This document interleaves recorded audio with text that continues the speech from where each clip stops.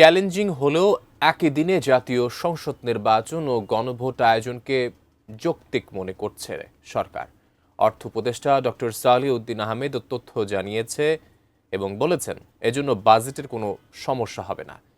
চালের দামের ঊর্ধ্বগতি রোধে আমদানির সিদ্ধান্ত নেওয়া হয়েছে বলেও জানান তিনি। দেশে প্রথমবারের মতো একসঙ্গে হতে যাচ্ছে জাতীয় সংসদ নির্বাচন ও গণভোট। অন্তর্বর্তী সরকারের এই সিদ্ধান্তকে অনেকে চ্যালেঞ্জিং মনে করলেও সরকার মনে করছে জাতীয় নির্বাচন ও গণভোট একসাথে হওয়াটাই যৌক্তিক।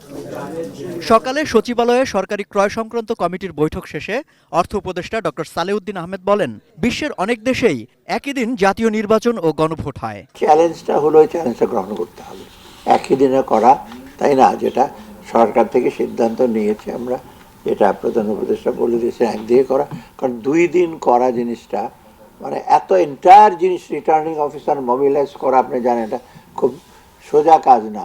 অর্থ উপদেষ্টা আরও বলেন, নির্বাচন আর গণভোট একসাথে করার কারণে নির্বাচনের খরচ বাড়বে। তফসিল ঘোষণার পর নির্বাচন কমিশনের চাহিদার ভিত্তিতে বরাদ্দ দেওয়া হবে। ডিসেম্বরে চলতি অর্থ বছরের বাজেট কাটছাঁট করা হবে। নির্বাচনের জন্য গণভোটের জন্য যে প্রয়োজনীয় যে ব্যয় বাড়বে, ওখানেও তো আপনার লোকবল রাখবে, তাই না? সিকিউরিটি, এটা আমরা বলেছি যে ওপেন।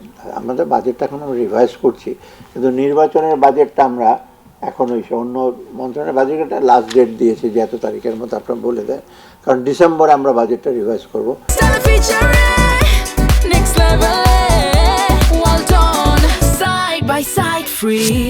নির্বাচনকে সামনে রেখে আইনশৃঙ্খলা বাহিনীর জন্য বডি ক্যামেরা কেনার ব্যাপারে প্রশ্নের উত্তরে উপদেষ্টা বলেন, ইতোমধ্যে সিদ্ধান্ত নেওয়া হয়েছে, স্পর্শকাতর ভোট কেন্দ্রগুলোতে বডি ক্যামেরা দেয়া হবে। তবে কতগুলো বডি ক্যামেরা কেনা হবে তা ঠিক করবে স্বরাষ্ট্র মন্ত্রণালয়।